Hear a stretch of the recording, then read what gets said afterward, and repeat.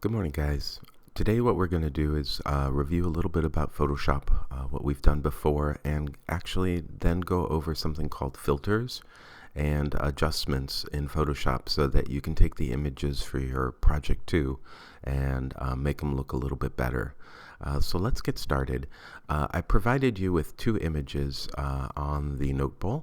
The first one is of this one, and then the second one is this toothbrush with toothpaste on it. You can download both of those. What I'd like you to do is go ahead and open up the one with the toothpaste. So go into Photoshop, go to File, Open, and then find the image. I put it on my desktop. You can see it right here. And go ahead and just open it. So we should have a photograph of the toothbrush with toothpaste on it. And before we start, let's go ahead and get the crop size to be the size we want. I'm going to select my crop tool, C for crop, and I'm going to make sure that the width, height, resolution, if you have something here, you can clear it, is 10 inches by 10 inches by 100 pixels per inch. 10 by 10 at 100 pixels per inch is going to give me the 1000 that I'm looking for. I'm going to marquee the entire frame. You can bring these in. You'll notice that it stays proportioned if you wanted to. But once you have everything you want, just hit the return key to set the crop. I'm going to command 0 so you can, I'm sorry. Ooh, what happened here? I'm going to command 0 so you can see the whole thing, and we can get started. Before we start, I'm going to go to image size just to show you that in fact it is 1000 pixels by 1000 pixels. So if you're not sure, go ahead and go to the image size to check that. And again, the image size is under image size.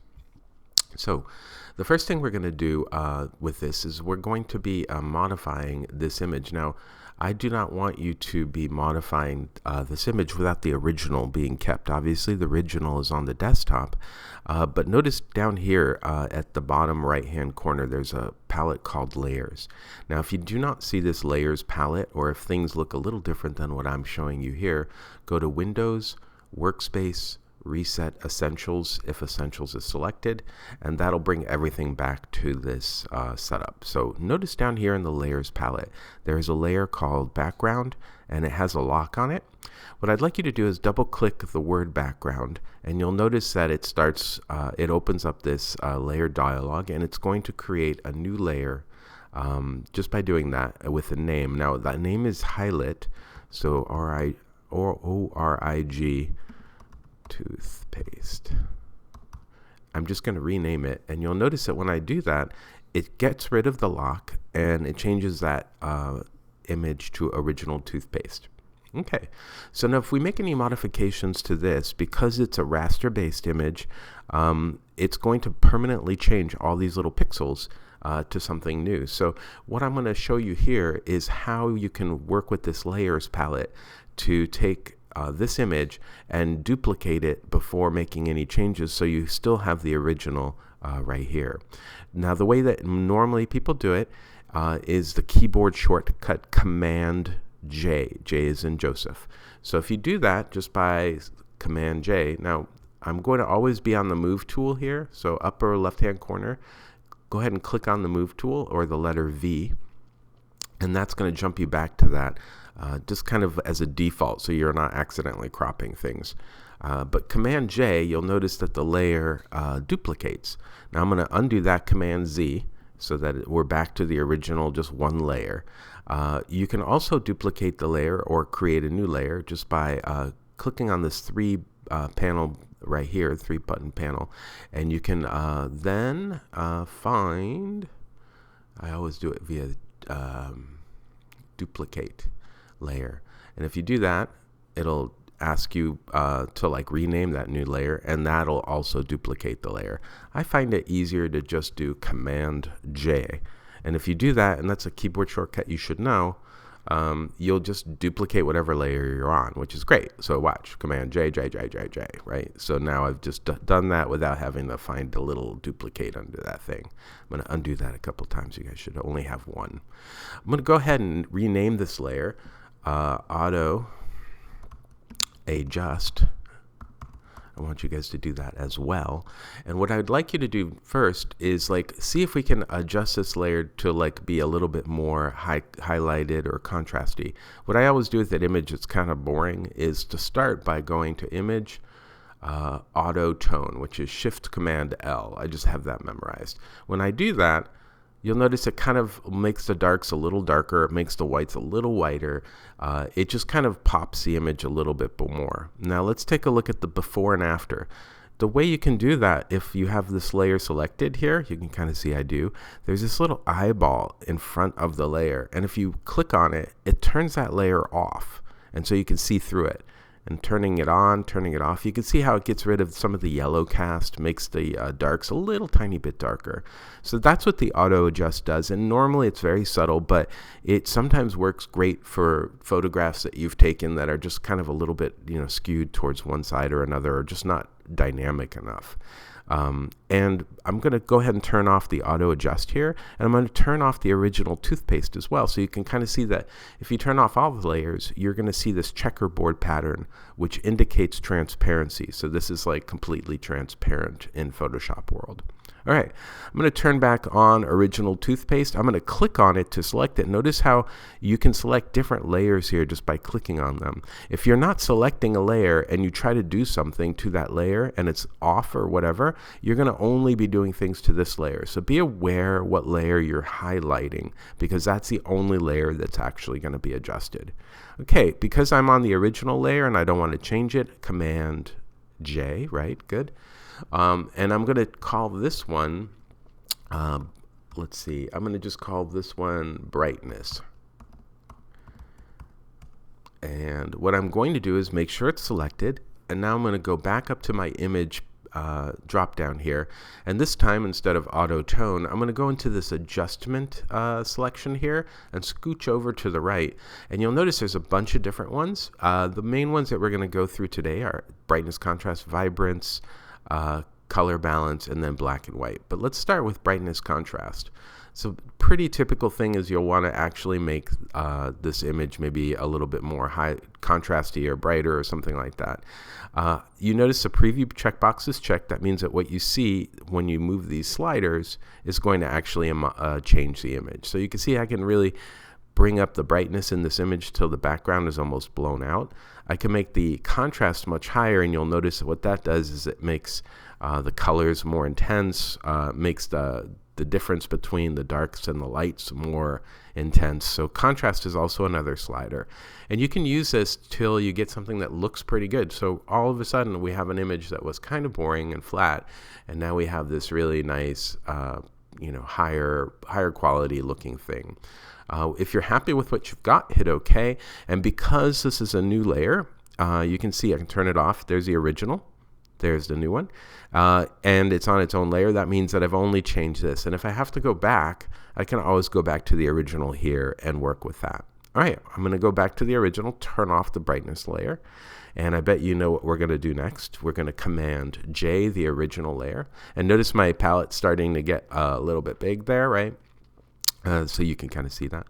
I'm going to rename this one Vibrance, V-I-B, or vibrance saturation, because that's the next a filter that we're going to work with. So I'm going to take this image. I'm going to go to Image, Adjust, and I'm going to select Vibrance. And so vibrance actually boosts the amount of colors in an image, and so will saturation. But you'll notice that vibrance is always more subtle, and this is usually the slider I use, especially when there's humans in the picture.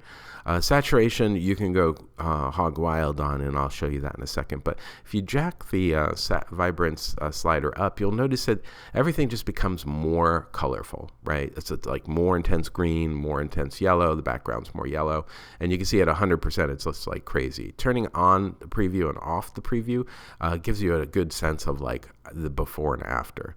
So I'm going to bring this back down to 0.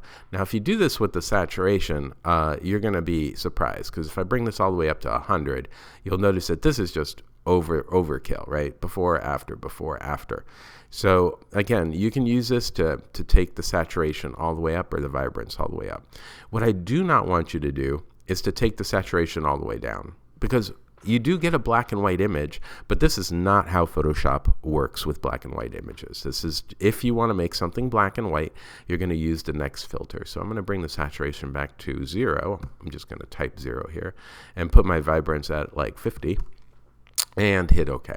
And so that's the vibrance selection. I'm going to turn that layer off like we've been doing, going back to the original, jump it, Command J, and this time we're going to call this black and white, and we're going to just make this a black and white photo. So we're going to go to the layers or image, adjustment, black and white. Now, black and white, the reason why this is why we use black and white is the following. I'm going to turn the preview off so you can see some of the colors. Do you notice the cyan here? It's kind of like close to this slider, and it's a little bit of green, a little bit of cyan mixed together. Here's what's really cool about the black and white dialog. You can adjust what becomes white and what becomes black just by moving these sliders. Now, by default, here are some presets, and it's on the default slider. But if you watch what happens if I want to make this cyan, which is a really intense color, I want to make that darker. I could just drag the cyan, and notice nothing else changes except for that cyan. So this gives you a lot of control. Like, imagine the sky being a little bit blue, and you want to make that sky a little darker in a black and white image. You can do that here. Now, I know that this toothbrush has a lot of yellow in it. In fact, it has a lot of yellow and orange, which is a little bit of red too. So if I want to make this toothbrush a little brighter, I could just bring up the yellow, and you'll notice that the cyan doesn't change, but the toothbrush gets brighter. So again, this gives you a lot of control over how your black and white image gets made. This is why we always tell students, when you're going to take a black and white image with a camera, do not use the black and white filter on your camera. Wait till you get to Photoshop, because then you can really dial in what you want the black and white image to look like, because you have all those colors that you can convert either to darker or lighter. Okay, so that's black and white. Turn that off. Go back to original toothpaste. And then finally, the last image adjustment I usually use, I'm going to jump this, Command J, and I'm going to call this color balance, because that's what we're going to go over. And we're going to go to image, adjustment, and then color balance. The reason why I like color balance is it does shift, it allows you to dial in either the shadows, midtones, or highlights of an image and give them a little bit of a push. So for instance, say I wanted the shadows to be more purple, but I wanted the whole overall image to be a little bit more yellow. I could go to the shadows, pull a little bit of that purple in, and you'll notice that it doesn't affect the highlights as much, but it does really push those shadows. Now if I went to the highlights and gave them a little bit more yellow, you'll notice that the shadows still have some of that red going on, which is purple. Purple plus yellow is red. But it changes the nature of the overall image. So again, the shadows being a little more purple, maybe add a little bit of blue, and then go to the highlights and push a little bit of that yellow up, maybe give it a little bit yellow plus cyan, which is like a green tone. I'm not sure if I like that. Maybe give it a little bit more, whatever. Anyway, but the point is you can really change the nature of the image just by playing with these 3 different buttons for the tones, and then just moving these sliders around until you see something that you like. And I'm going to hit OK. Now all of these things are destructive, so you can kind of see the pixels here have all turned into like gray pixels. The same with the pixels. I'm going to turn this layer off. The same with the pixels here. They've all been modified. Command 0 to zoom out. So just be aware that when you're doing this, these are actually destructive, which is why we always start with the original image and keep it by jumping it to its own new layer. At this point, you'll notice that you have a document with a lot of layers, right? So this is the document that I'd like you to go ahead and turn in to Notebowl. So the way we're going to do that, you can either like take all these images and turn them all on, or you can leave them all off except for the original. Doesn't matter, because when I see it, I'll know. I want you to go to File, Save As, and notice by default you're going to be saving it as a Photoshop file because this has layers. If you try to save this as a JPEG file, this will not work. So I want you to type your email name. Mine is FAURC. And then I want you to type in number 1 so that I know that this is assignment number 1, and PSD. All right, and then I'm going to save mine to my desktop so I can see it. Save. And I'm going to hit OK. Now at this point, if I went to my desktop, you'll see that it is in fact right here. It is somewhat of a big file. It's 21 megabytes, not huge because we made it smaller. And you'll see that what I see is whatever layer was left turned on. What I'm hoping for is all the layers that you've seen me actually modify.